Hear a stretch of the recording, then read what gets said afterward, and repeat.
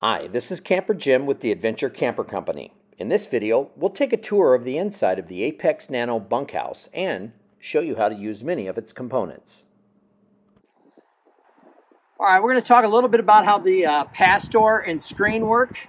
So what you don't want to ever do is to just pull on the screen alone when you're opening and closing. You're going to want to actually grab a hold of the door itself.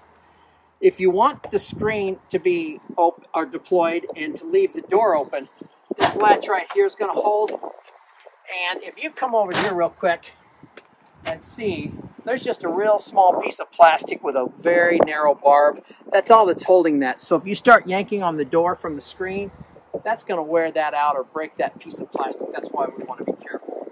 So we're going to do that. So again, make sure that you just close the door with the door.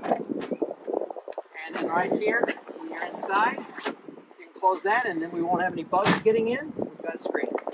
Okay, let's talk about the slide out. We're going to go ahead and get that started right here. Remember to have a spotter outside, and then just go ahead and press the out. I want you to hear what those sounds like when those cables get tension on them. All right. Be sure that you have a spotter outside when you open the slide out. Make sure it doesn't hit any objects or trees, and also make sure that there is no debris that collects on the top of the slide out while you're camping.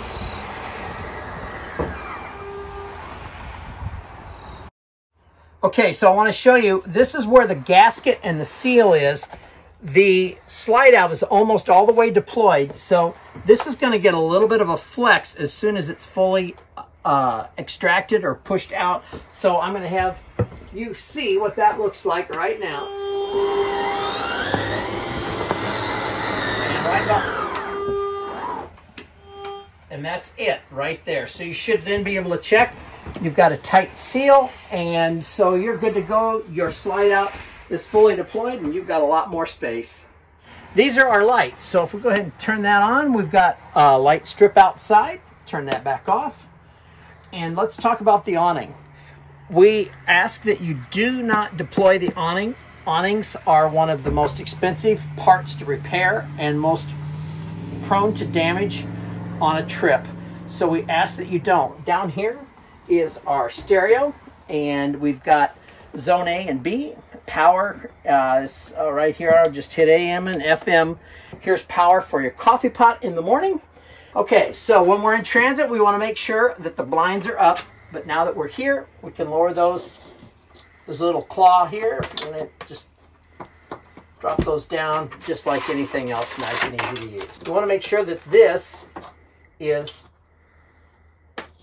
put up and out of the place when you're going to use the stove. That we're going to head outside, and I'm going to show you how to set your propane so that you can cook on your burners here and also operate the furnace. The camper comes equipped with two 20-pound LPs of propane. To access the controls, just unscrew these little nubs a little bit, and those should slide off for you. There we go. And then that'll lift for us nice and easy. And then you'll see in here that we've got right here, there is a supply control, and it's right now to the passenger side. If that tank were empty, we could swing this all the way over to the driver's side. We ask that you empty one tank before you start using the others. What I need to do is to go ahead and just open this tank so that the gas will flow. So that's all the way open.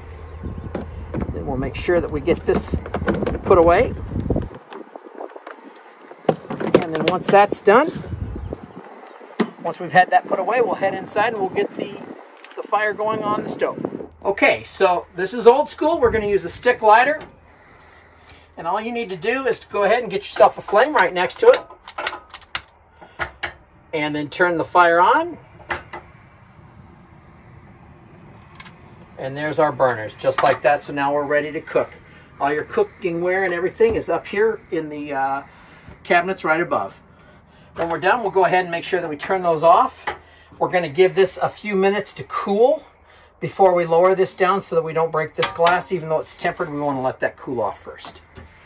So we're going to talk about water. The first thing we're going to want to do is we're going to show you where the water pump and the water heater and the tank and power gauges are. That's in the back in the lavatory. You want to come back here with me real quick? All right, this is Nerve Central for our tank levels and to turn our pump on. To turn the pump on, just simply switch it until the light illuminates. We can check gray, black, freshwater tanks, and our battery level. Gray is going to show empty. Black is empty. Our freshwater, we've got about 2/3 of a tank of water. So if we were boondocking, we'd still have about 30, 35 gallons of water to use. And our battery is fully charged. So make sure that you've got your water pump on, that you have water either city or off of your water reserve on the camper. And if we're going to use electric for the water heater, we're going to go ahead and just switch that on. Now, the reason this is not illuminating is that we are not on city power. We're on 12 volt. We're just connected to the truck and the battery right now.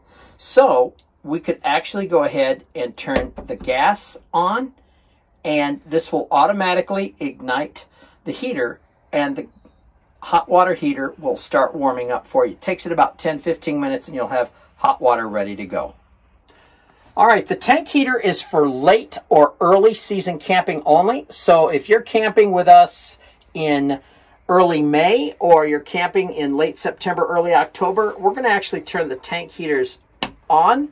And all right, so you've got an exhaust fan in here. All you got to do is just to screw this roof open and then press the button. It's going to turn it on and off real easy. So that fan's good when you're using the lavatory, or if you're showering. It's very important that you use this. Moisture is a killer for campers, so we want to evacuate as much moisture as possible when we're showering. I'm going to have you a little tip about these controls here.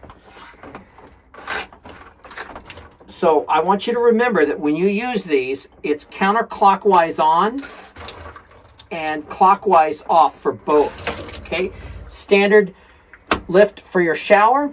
And then also a little tip here. While you're showering and your water is on, you can stop the flow of water right here by pushing that. Just remember though that when you're done showering, make sure you've turned these all the way to the clockwise and that you've pushed this back open. If you don't, this will slow trickle and it'll drain your reserve of water. Okay, so we're going to show you how to use the lavatory.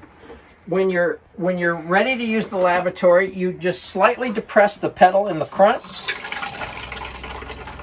until you have several inches of water. You can go ahead and use the bathroom. When you're done, you're going to press the pedal fully open and let it rinse out. So that's what this looks like.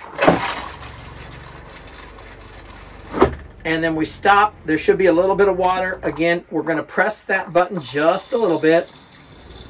Add just about another cup of fresh water. And then close that down and you're good to go. Okay?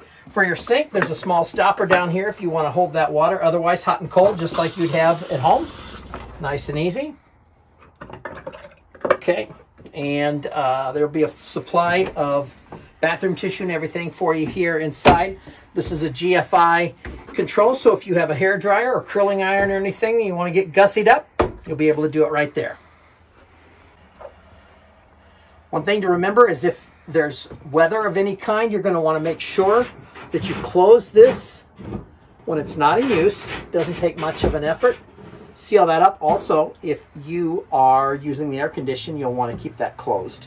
And that's it. Okay, so the bunks are really best for smaller adults or your kids. Be careful as you climb up. Make sure that you have your foot firmly planted and not just on the trim so that trim doesn't get damaged or broke.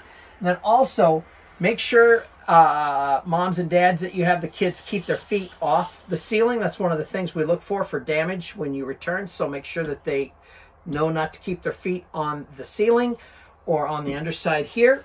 And also be real careful with the blinds. They're super easy to get damaged. We don't want that to happen. So make sure that they're aware that they need to be careful with those if those are pulled down. So that's a little bit about that. You've got a couple of privacy curtains here, but also we've got an extra storage. Right underneath here, there's a pull pin, and I'm going to go ahead and show you what this looks like. Let me get this out. There we go.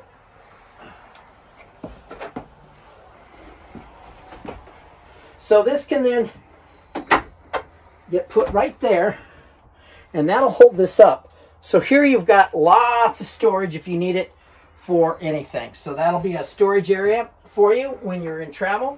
Just pull that back down, and then that'll come and rest on there, nice and easy. And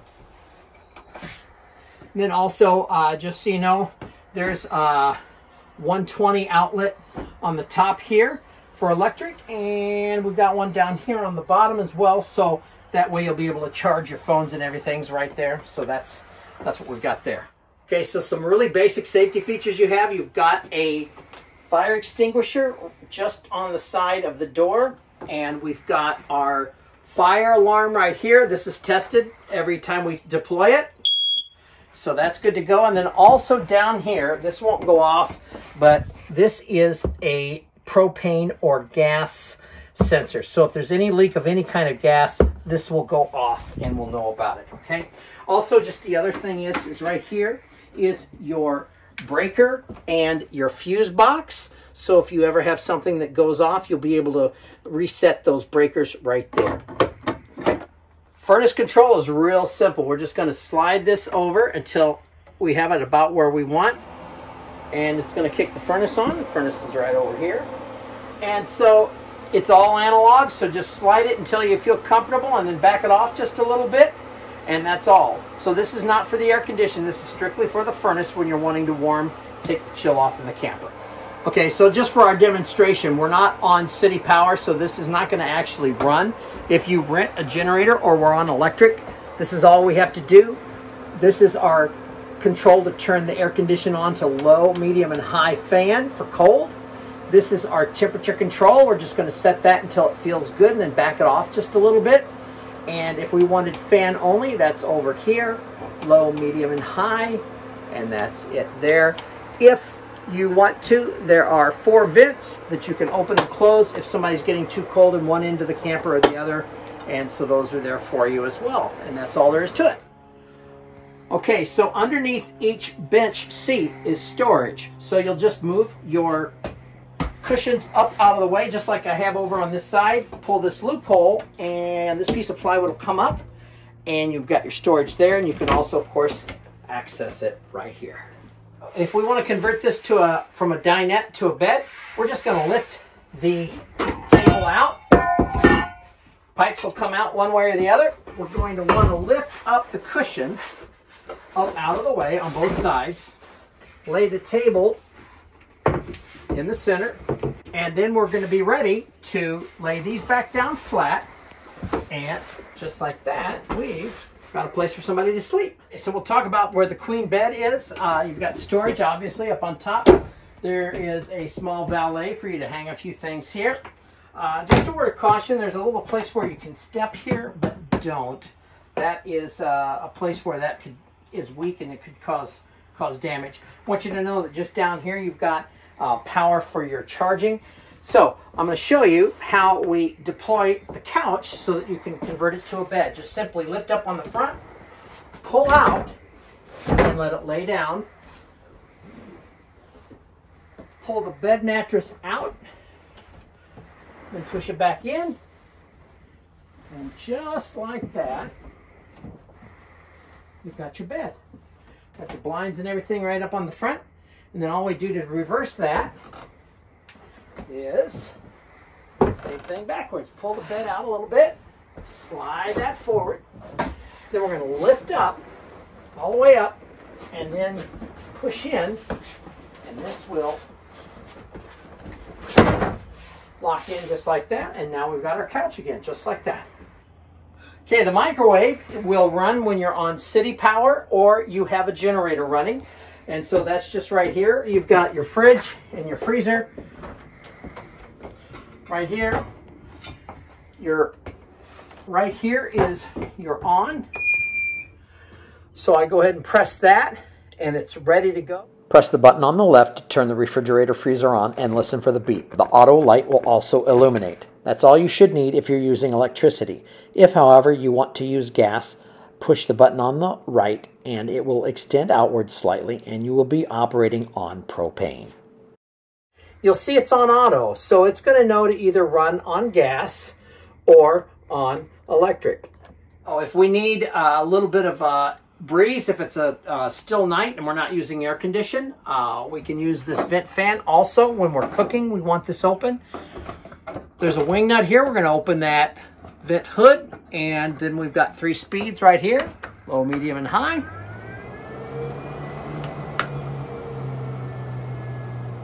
Also, if you are heating in the fall, the difference of temperature inside and out will cause condensation on the inside of the camper with everybody. So it's good to leave this open just a little bit to get a little bit of ventilation. If you start to see condensation on the windows on the inside, you can just turn this on for a short bit and that'll help clear it up.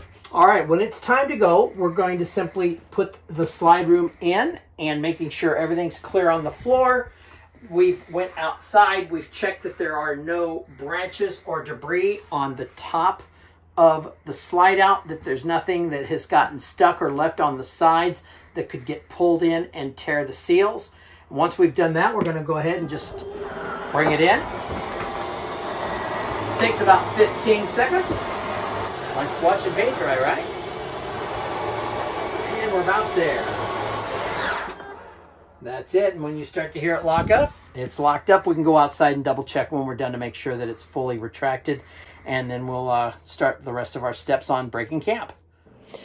Installing the hitch and hitching up before breaking camp or leaving is covered in a different video. One thing to remember is that your jacks should be up and your chucks removed before you pull out. And always check for anything underneath the camper before departing. I hope you found this video helpful. And remember, your next adventure and a lifetime of memories are just around the next bend. We'll see you out there.